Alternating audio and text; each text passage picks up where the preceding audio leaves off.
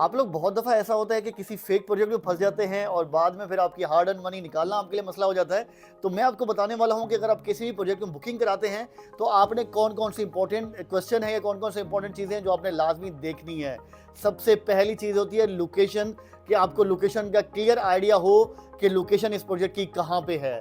दूसरा main important चीज़ होती है कि जो बिल्डर है, एक लैंड उसकी पोज़ेशन में है, उसके कागज़ात, उसके डॉक्यूमेंट्स कंप्लीट हैं या जस्ट उसने किराए पे किसी से ले लिया और बाद में आपको सेल करने के बाद वो भाग जाएगा। और तीसरी मोस्ट इंपॉर्टेंट चीज़ आती है कि हमारे इदारे, जो हमारे गवर्नमेंट के इदारे हैं, वो हर प्रोजेक्ट को प्रॉपर एनओसीज़ जारी करते हैं।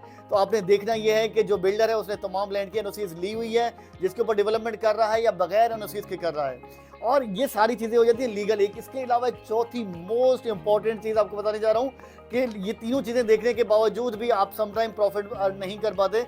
वजह ये होती है कि आसपास आपको कोई लैंडमार्क नहीं मिलता। हम इस टाइम जो मेन मोटर मेमना में प्रोजेक्ट सेल कर रहे हैं, या तो मेन नूरियाबाद इंडस्ट्रियल सिटी के पास है कि इंडस्ट्री में आपको रोजगार के और कारोबार के मौके मिलेंगे, या बुलारी एयरबेस के बिल्कुल बराबर में है कि वो भी अपने आप एक बहुत बड़ा लैंडमार्क है। आप एक इंडिविजुअल प्रोजेक्ट में जाके आबाद नहीं हो सकते। आपको लाजमी तौर पे वहाँ पे रोजगार के मौके चाहिए, आसपास और भी आबादी चाहिए, आसपास सेफ्टी सिक्योरिटी चाहिए। तो लाजमी तौर पे ये भी देखा करें कि जो लोकेशन आप ले रहे हैं, जो प्रोजेक्ट की लोकेशन है, वो कितनी आइडियल है।